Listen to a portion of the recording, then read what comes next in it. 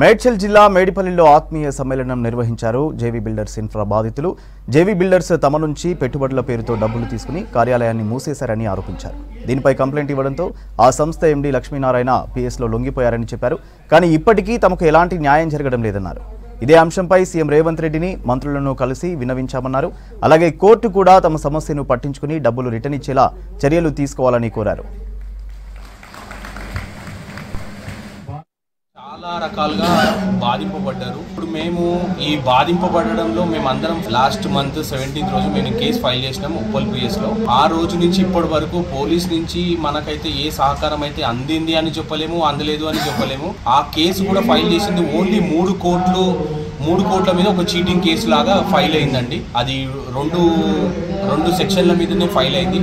Actually ఇది చాలా పెద్ద కుంభకోణం. ఇందులో దగ్గర 500 కోట్ల స్కామ్. ఇది కస్టమర్స్ అందరినీ బాధింపబడ్డారు. ఇక్కడ 500 కోట్ల నుంచి ఇప్పటి వరకు ఇంతమంది స్కామ్ చేశారు. జనవరి నుంచి మార్చి వరకు, మార్చి తీసేసే టైంలో కూడా కస్టమర్స్ నుంచి డబ్బులు తీసుకున్నారు. జేవీ ఎలా తీసుకున్నారు అనేది ఇన్వెస్ట్మెంట్ల రూపంలో మనల్ని అట్రాక్ట్ చేసి ఇక్కడ తీసుకున్నాడు. ఇప్పుడు కూడా అతని దగ్గరికి ములాఖాత్ వెళ్ళినప్పుడు అతను చెప్పేది ఒకటే, నన్ను బయటికి తీసుకురండి, ఒకటే కేసు ఉంది అది బయటికి తీసుకురండి, నేను మళ్ళీ చేస్తా. డబ్బులు ఉన్నాయా అంటే లేవు అంటున్నాడు.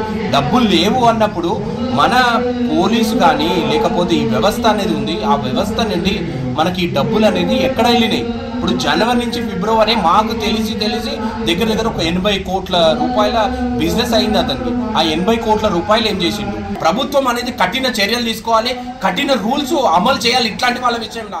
సో నాలాంటి ఎంతో మంది బాధితులు ఉన్నారు. టోటల్ ఆల్మోస్ట్ ఒక 6,000 మంది బాధితులు.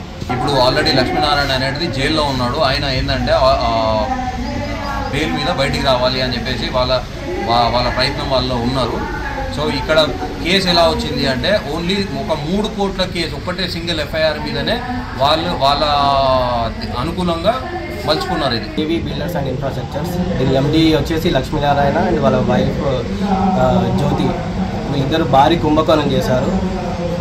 మేము దాదాపు 10 లక్షల వరకు పెట్టాము. మధ్యతరగతి కుటుంబాలు ఉన్నాయి దీంట్లో. మధ్యతరగతి కంటే పేదవాళ్ళు కూడా చాలా మంది ఉన్నారు. అందరికీ న్యాయం చేయాలని కోరుతున్నాము. ఇప్పుడైతే లక్ష్మీనారాయణ 15వ తారీఖు బోల్డ్ తిప్పేసి వెళ్ళిపోయినాడు. ఆ తర్వాత మేము ఇమీడియట్గా యాక్షన్ తీసుకున్నాము. ఉప్పల్ పోలీస్ స్టేషన్కి వెళ్ళినాము.